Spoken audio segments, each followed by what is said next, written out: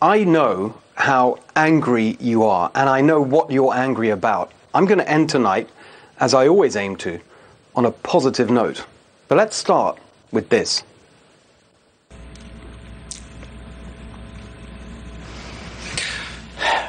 What I didn't know is that it would hurt so much. I didn't expect this to break my heart. For him to cast a dark shadow on our most sacred right. What a total charlatan, casting a dark shadow over our most sacred right. You mean like this? Trump knows he's an illegitimate president. I don't see this president-elect as a legitimate president. I've created an illegitimacy clock. It's on my website. If you look at it, it tells you how many days and hours Donald Trump has been illegitimate as president. For 4 years, they plotted and schemed to undermine and overturn the sacred right of American democracy. For 4 years, they smeared the duly elected president and his supporters. Not my president, they screamed, not my president. 4 years on, still they're at it, still they parade their reckless, condescending intolerance.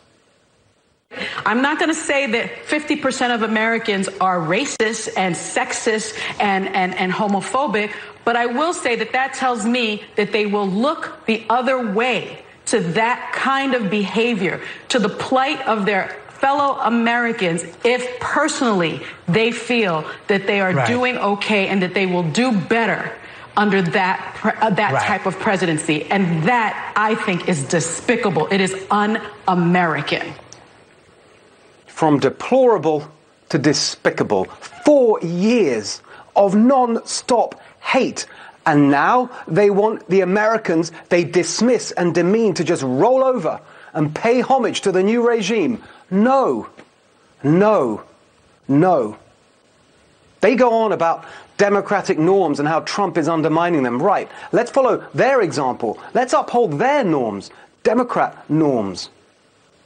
Joe Biden should not concede under any circumstances. Under any circumstances. Now, I wouldn't go that far. Refusing to concede under any circumstances would be an attempted coup. That may be a Democrat norm, but it's certainly not a democratic one. So let's agree this. And how could any reasonable person not agree? Every legal vote should be counted. No illegal vote should be counted. Any evidence of fraud or irregularity should be brought forward and the courts should adjudicate. That's what the president said. That's what Mitt Romney said. It's even what Biden said.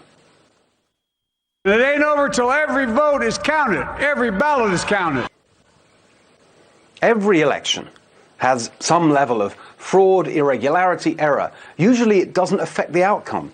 But when it's this close, this important, with this many late changes to the rules, of course we should investigate thoroughly. Not just for the sake of seeing our chosen candidate win, but for the sake of faith in our system. We've just made a massive change to that system with very little planning and very little scrutiny. It looks like it's here to stay. So it is essential to have a proper understanding of what happened. That's not just in President Trump's interest, it's in the Republican Party's interest, and it's in America's interest. And by the way, everyone knows that if the positions were reversed, every single Democrat, every Biden propagandist on CNN and NBC and everywhere else would be telling Biden to fight and fight and fight to the end. So we can do without the lectures about undermining democracy from the people who did nothing but that for 4 years with their Russia conspiracy, who tried to derail a presidency with endless investigations, pseudo-scandals and a phony impeachment. But we can also do without false hopes being raised. Trump supporters have been through a lot. Of course we want that Trump second term, but do not give us false hope that it can still be achieved if in fact it cannot. We want the Trump second term because of the success of the first, on the substance, on its results, one of the most successful in history. We laid that out for you last week in our closing argument. But I've said a number of times that real power in politics is not the office you hold. Everyone loses that eventually. It's not even the policies you implement. They can be reversed, and usually are.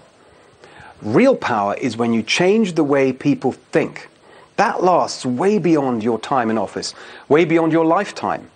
Hardly any political leaders achieve that. In my lifetime, I can only think of 3. When I was growing up in the UK, Margaret Thatcher, who led the free market revolution. Here in America, Ronald Reagan, who defeated the Soviet Empire. And now we can add a 3rd, Donald Trump. On issue after issue, China, manufacturing, the Middle East, open borders, endless war, Trump challenged and defeated a 50-year establishment consensus.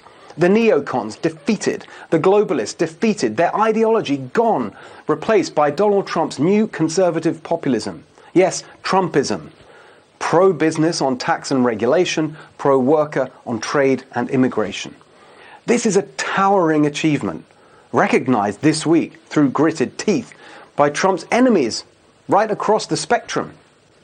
From progressives like Jamel Bouie in the New York Times, to mainstream Democrats like Claire McCaskill, to never-Trumpers like Andrew Sullivan, who wrote, Trump's core message was seared into one of our major political parties for the foreseeable future and realigned American politics. That realignment is real.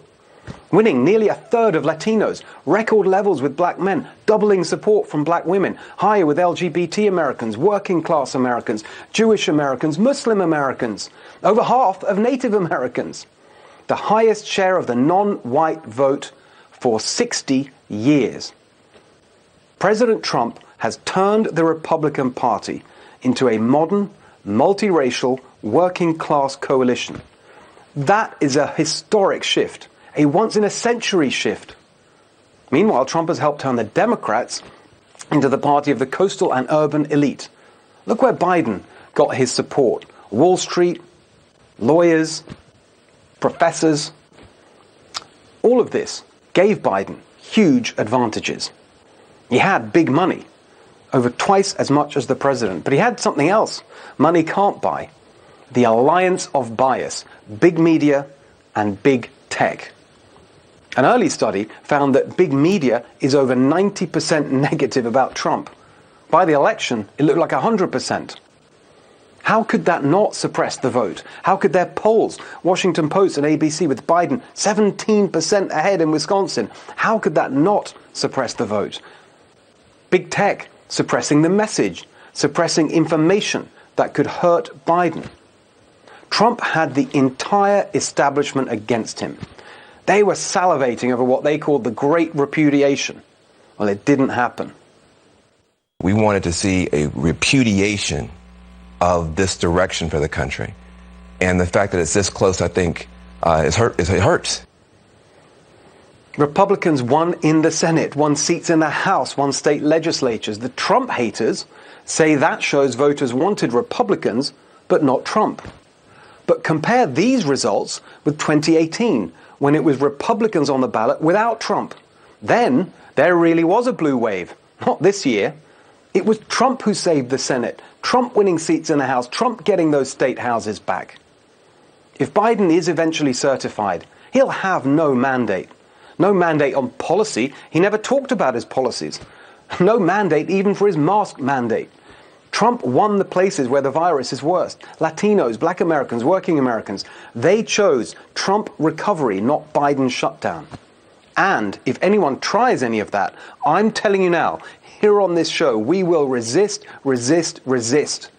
Yes, we're the home of positive populism, pro-worker, pro-family, pro-community, and pro-America. But if there is any retreat to establishment rule, whether from Democrats or Republicans like Lindsey Graham or Liz Cheney, we will be the home of the peaceful resistance. In this election, Donald Trump confounded the pollsters and the snooty establishment once again, this time with his promises delivered, his record established, his fight against woke supremacy. When you consider the forces ranged against him, while it may yet be a political victory, there is absolutely no doubt at all that he won a moral victory, and one that will endure for generations.